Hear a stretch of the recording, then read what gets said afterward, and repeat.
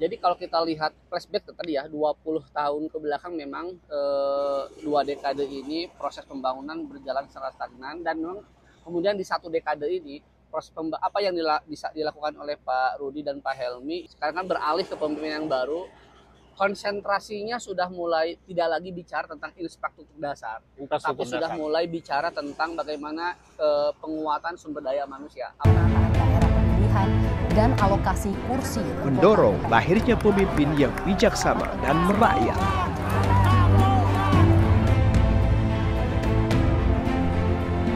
Ikatan Jurnalis Televisi Indonesia Kurda Garut dengan bangga mempersembahkan Challenge Politik Talent. Baik, Assalamualaikum warahmatullahi wabarakatuh. Pemirsa Challenge Politik Talent dimanapun Anda berada. Senang sekali saya kembali hadir di ruang visual Anda. Seperti biasa, Challenge Politik Talent selalu menghadirkan talenta-talenta terbaik anak bangsa ini, terutama yang berada di wilayah Kabupaten Garut, untuk membahas berbagai hal yang layak untuk dibahas dan layak untuk diperbincangkan. Kali ini saya menghadirkan sosok yang sudah lama saya cari. Baru kesempatan kali ini datang, ada Kang Hendro Sugiarto. Sampurasun.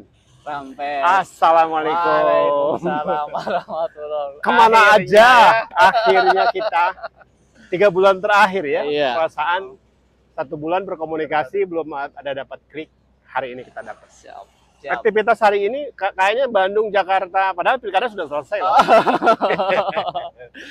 Sekarang kembali ke setelan pabrik. Pabrik, ya. Aktivitas biasa, ngajar, bisnis, kembali ke tugas sebagai abdi negara di salah satu BUMD di Kabupaten Garut. Iya. Kemarin Anda sempat membidani lahirnya calon pemimpin Kabupaten Garut. Orang sudah pada tahu kalau lihat sosok Hendro pasti ada sosok wakil Bupati Garut terpilih ya, ada Ibu Putri Karlina. Pertanyaan saya, seberapa besar feeling Anda waktu itu mendorong sosok ini akhirnya menjadi pemenang?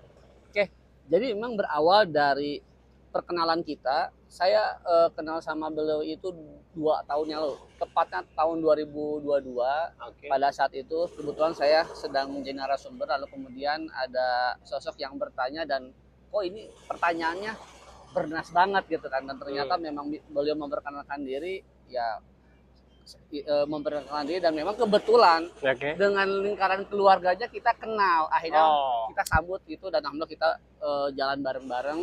Dari sana perjalanan kita melihat kita udah dapat feel bahwa sosok ini akan landing, akan lead jadi pemimpin ke depan. Dan hari ini terkabulkan. Dan alhamdulillah hari ini terbukti. Saya sudah 2 kali di forum ini mengucapkan selamat ya untuk pemenang Pilkada Kabupaten Garut, Pak Dr. Sakur Amin dan juga Ibu Putri Karlina.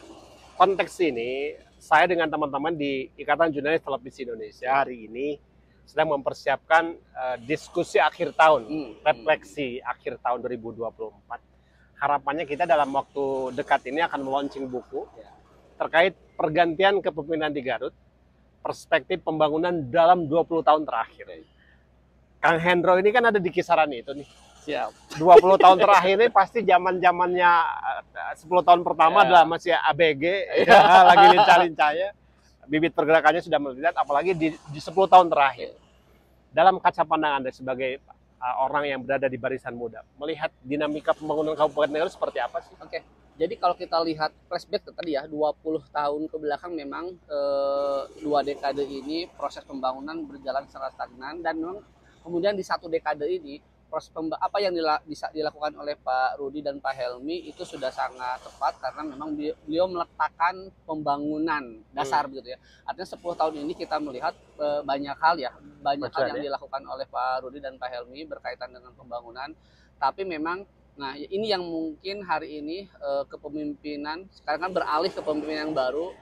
Konsentrasinya sudah mulai tidak lagi bicara tentang infrastruktur dasar, tapi sudah mulai bicara tentang bagaimana penguatan sumber daya manusia. Apalagi kita akan dihadapkan dengan pertama adalah bonus demografi, dan yang kedua adalah Garut sebagai wilayah yang memang secara wilayah menjadi aglomerasi begitu. Nah, ini yang perlu disiapkan. Makanya SDM menjadi sesuatu yang sangat penting untuk periode kepemimpinan yang hari ini. Anda sepakat nggak kalau kita belajar dari 20 tahun terakhir, kemudian nanti kita harus punya model kepemimpinan Garut ideal nih, setidaknya kan kita punya pengalaman 20 tahun. Ya. Anda bilang 1 dekade terakhir ini yang kelihatan ada progres yang cukup besar ya dalam konteks kegiatan pembangunan. Saya juga mencari model yang untuk akan datang. Atau misalnya menurut Anda permodelannya model apa Oke, sih yang kalau bicara tentang modeling, ini yang paling tepat adalah benchmark kita ke Banyuwangi. Banyuwangi? Dari sisi topografi tidak jauh beda, dari sisi kultur masyarakat tidak jauh beda. Kalau kita lihat dari Banyuwangi, dari sebelum sampai Azwar Anas beliau menjadi wali kota, begitu ya. Banyuwangi dikategorikan sebagai kota dalam tanda kutip kota hantu. Ya, Gitu kan, itu satu. Kedua, dari sisi kemiskinan pun sudah masuk 2 digit. Nah, tapi luar biasa apa yang dilakukan oleh Pak Azwar Anas membangun Banyuwangi itu bisa akhirnya hari ini menjadi salah satu pusat destinasi wisata. Dan yang kedua, memang dari sisi penentasan kemiskinan pun berhasil. Dalam periode kepemimpinannya itu sudah hampir 5%. meskipun memang ada kultur yang berbeda ya, Ya, Banyumas dengan kita di Kabupaten Garut. Tapi menurut Anda model itu cukup ya untuk dijadikan panduan. Nah, Anda kan ada di basis pendukung pemenang hari ini. Ya. Apakah juga Anda sudah jauh-jauh hari memberikan masukan tentang itu? Kalau kita melihat, makanya kita misalkan kemarin kalau lihat di beberapa proposal Garut Hebat itu tidak jauh misalkan benchmark kita ke sana. Pertama dari sisi penguatan kapasitas sumber daya manusia. Di sana kalau tidak lihat kan ada yang namanya program Wira Desa, 1 wirausaha 1 desa, itu satu. Yang mungkin kedua program penguatan 100.000 lapangan kerja. Nah, 100.000 lapangan kerja itu mungkin harus dipahami bahwa itu sektor formal dan informal. Kalau kita bicara tentang informal, maka penguatan tadi sektor UMKM, ekonomi kreatif itu wilayahnya. Kemudian kalau sektor formal, kita punya 100 hektar kawasan industri yang tentunya itu menjadi sebuah peluang. 100 hektar kawasan industri yang nanti juga akan dimobilisasi menjadi industri manufaktur. Dan memang kalau kita lihat misalkan dengan kebijakan Prabowo Gibran hari ini, ya kita harus mendorong industri hilirisasinya ke arah apa yang menjadi backbone ekonomi kita. Kalau lihat dari backbone ekonomi kita kan PDRB kita 33% itu adalah pertanian. Maka memang kita harus mendorong agar manufaktur itu berbasis kepada sektor pertanian. Kalau menurut Anda yang terdekat, yang punya Anda bayangan, sebenarnya investasi apa sih yang layak masuk ke Kabupaten Garut atau yang mungkin sudah ada bayangan nanti di kepemimpinan akan datang? Pertama, kalau saya sih melihat untuk meningkatkan kapasitas ekonomi kita, PDRB ekonomi kita harus bisa melihat apa yang menjadi backbone pertumbuhan ekonomi kita tadi ya, sektor pertanian. Maka yang pertama harus diprioritaskan untuk manufaktur, untuk hilirisasinya adalah yang berbasis kepada pertanian. Kemudian yang kedua adalah pariwisata, karena memang yang pertama adalah pertanian, yang kedua adalah pariwisata, baru sektor-sektor perdagangan yang lainnya. Kita bukan mengesampingkan misalnya katakanlah kayak Cangsin dan sebagainya, itu juga berkontribusi. Terutama dari serapan tenaga kerja. Agar kontribusinya bisa multiplier efek, tidak hanya serapan tenaga kerja tapi memang bisa mempercepat proses pertumbuhan ekonomi, maka harus lihat apa sih yang menjadi kekuatan ekonomi di Garut. Maka saya melihat memang itu yang harus diarahkan adalah proses hilirisasi yang berbasis kepada kekuatan ekonomi di Garut. Nah, kemudian saya menangkap ada sinyal investor masih agak ragu masuk ke Kabupaten Garut menyusul rencana detail tata ruang yang memang belum clear. Misalnya kawasan industri itu dari mana ke mana, koordinatnya di mana. Hari ini investasi di sektor manufaktur juga masih bermasalah. Karena koordinat yang masih daerah. Nah, ini juga sebenarnya menjadi sesuatu yang agak sulit memberikan jaminan. Kemudian bagaimana Anda memberikan masukan untuk pemimpin Kabupaten Garut ke depan? Disinilah urgensinya kepemimpinan. Jadi memang kalau kita bicara tentang investasi, maka satu hal yang harus dikuatkan oleh kita adalah kepastian berinvestasi. Maka memang setelah dilantik, langkah pertama yang harus dilakukan oleh Pak Sakur dan Bu Putri adalah meyakinkan para investor dengan cara yang pertama adalah kepastian investasi. RDTR-nya harus selesai. Dan yang kedua, kalau kita bicara tentang kepastian, sumber daya manusianya juga harus clear. Harus gitu kan. clear ya. Saya pernah pengalaman beberapa tahun yang lalu membawa calon investor dari Timur Tengah. Dia ini sampai balik kanan karena memang kondusivitas masyarakat kurang terjaga. Inilah menjadi PR juga. Makanya saya berharap memang harus ada koordinasi antara pemerintah daerah, kepolisian, dan seluruh unsur masyarakat bahwa Garut mungkin langkah pertama yang harus disampaikan oleh publik bahwa Garut adalah kota yang siap dan kota yang siap untuk investasi. Atau bahkan mungkin Garut adalah kota yang nyaman untuk berinvestasi. Itu yang deklar pertama yang harus dilakukan oleh kepemimpinan hari ini. Oke. Menarik nih. Kita lagi merefleksi. Karena kita lagi mengolek sejumlah sumber terkait dengan refleksi akhir tahun ini. Dalam 20 tahun terakhir kita berbicara, kemudian dalam 20 tahun terakhir, 10 tahun terakhir menarik bicara bagaimana geliat pembangunan. Ini model kepemimpinan yang orang juga sampai hari ini masih meragukan. Ya. Kita tuh butuh pemimpin yang model kayak apa sih? Ketika misalnya punten, 20 tahun terakhir itu ada sosok namanya Aceng Fikri. Ya. Bagaimana sosok yang kontroversial, banyak hal yang mengejutkan baik dari pribadi kemudian gerakan politiknya. Muncul juga namanya Agus Hamdani ya, kemudian lahir Rudi Gunawan sama Helmi Budiman.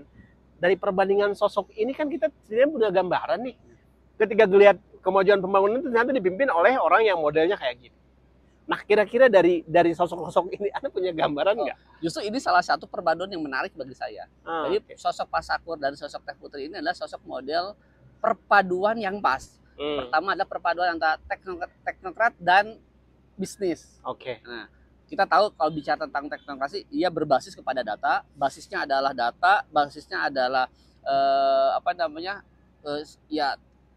basisnya panjang, kajian dan lain sebagainya. Sosok Teh Putri adalah sosok seorang pengusaha yang memang satset. Kalau bicara pengusaha, bicara tentang kepastian hukum, kepastian investasi, kepastian bisnis dan seterusnya. Itu satu. Yang kedua adalah ini perpaduan antara dua generasi yang berbeda. Teh Putri adalah generasi milenial akhir ya, menuju mau Gen Z malah gitu ya. Dan yang kedua Pak Sakur adalah generasi X gitu ya. Sehingga di sini ini akulturasi antara dua generasi yang berbeda yang pada akhirnya bisa bertransformasi menjadi sesuatu yang menarik bagi saya. Yang ketiga sosok perempuan dan sosok laki-laki. Dan itu baru pertama kali ini. Dan ini baru pertama kali. Makanya saya lihat dan saya yakin yang pertama teknokrat, yang kedua adalah pengusaha, ini akan menjadi sesuatu yang sangat baik untuk pembangunan ke depan. Kemudian masyarakat harus seperti apa? Karena bagaimanapun juga ketika kita punya pemimpin sebagus apapun, secemerlang apapun, kalau masyarakatnya kemudian pasif atau misalnya terlalu mengada-ngada atau ngeyel juga kan agak sulit. Betul. Anda berharap masyarakat Garut dalam konteks kehadiran pemimpin baru ini seperti apa mereka bersikap? Ini menariknya, kenapa misalkan menariknya anak muda. Jadi salah satu kelebihan dari anak muda adalah kesiapan berkolaborasi. Kalau kita bicara anak muda, maka dia akan kelihatan bagaimana misalkan untuk proses kolaborasi. Dan saya melihat bahwa sosok Teh Putri adalah sosok yang selalu membuka ruang untuk berkolaborasi dengan siapapun, terutama anak-anak muda. Hari ini kalau kita lihat kan dengan kehadiran teknologi bahwa dunia itu benar-benar borderless gitu ya, tidak ada lagi sekat, dan kehadiran teknologi ini akan membuka ruang partisipasi publik. Dan harapannya adalah dengan sosok perpaduan kedua ini, partisipasi publik itu bisa lebih dekat gitu kan. Makanya misalkan hari ini kita melihat, kalau kata anak muda, kapan lagi kita punya wakil bupati yang asik asik. Kapan lagi punya wakil bupati yang hari ini misalkan main Instagraman gitu. Dan itu adalah berkomunikasi langsung di medsos, berkomunikasi langsung dengan publik. Dan inilah ruang-ruang, makanya saya lihat ini sesuatu yang baik. Ini adalah ruang-ruang bagaimana partisipasi publik itu dibuka selebar-lebarnya. Oke. Terakhir, ini penting ya untuk panduan kita bahwa sebenarnya gambaran kita masyarakat dipersilakan untuk lebih aktif karena kita punya pemimpin yang juga dua-duanya bersiap ya berkomunikasi langsung baik di kanal-kanal media sosial ataupun kanal-kanal yang memang memungkinkan untuk berkomunikasi. Bahkan mendesain aplikasi yang bisa komunikasi langsung. Betul. Konteks birokrat nih, Bos. Anda ini paham lah bagaimana sebenarnya birokrat Kabupaten Garut, dalam tanda petik kan kita juga tahu. Tanpa menjas apapun itu, mereka harus seperti apa sih ke hari ini ketika mendapat pemimpinan yang baru. Karena kan mereka sudah terkontaminasi warisan kepemimpinan periode sebelumnya. memang membangun sebuah culture itu sesuatu yang memang cukup lumayan effort ya, effortnya cukup lumayan besar. Tapi saya yakin ini juga menjadi sebuah challenge ya bagi kepemimpinan Pak Sakur dan Teh Putri, bagaimana budaya birokrasi ini bisa benar-benar bisa bertransformasi. Makanya kalau kita lihat dari beberapa paradigma Garut Hebat itu, salah satunya adalah transformasi birokrasi, hebat pemerintahannya. Dalam konteks ini adalah bagaimana kita ingin mendorong agar pemerintahnya pun mulai bertransformasi. Ya tadi bisa bertransformasi sejalan dengan para pemimpinnya. Saya yakin kalau terus-terusan didorong, ya memang perlu effort yang cukup lumayan besar. Tapi pada akhirnya mereka akan siap, ya mau tidak mau akan mengikuti ritme para pemimpinannya. Gitu. Ritme para pemimpin. Silakan Anda sampaikan pada masyarakat Garut bahwa pilihan Anda itu sejalan dengan masyarakat Garut dan harus seperti apa mereka. Terakhir. Baik, bagi teman-teman semuanya, hari ini kita alhamdulillah mungkin beberapa bulan ke depan kita akan lahir pemimpin baru, pemimpin yang tadi saya sampaikan perpaduan antara dua generasi, perpaduan antara laki-laki dan perempuan, dan perpaduan antara teknokrat dengan pengusaha. Tentunya harapannya adalah dua perpaduan ini bisa membawa Garut lebih hebat sesuai dengan tagline yang disampaikan oleh Pak Sakur dan Bu Putri. Dan hari ini tinggal mari kita sama-sama mengawal pembangunan ini menuju Garut hebat. Dan tentunya kalau kita bicara tentang proses pembangunan, diperlukannya partisipasi publik lebih dekat lagi agar kita sama-sama bisa mengawal sesuai dengan proposal yang ditawarkan oleh Pak Sakur dan Bu Putri. Luar biasa.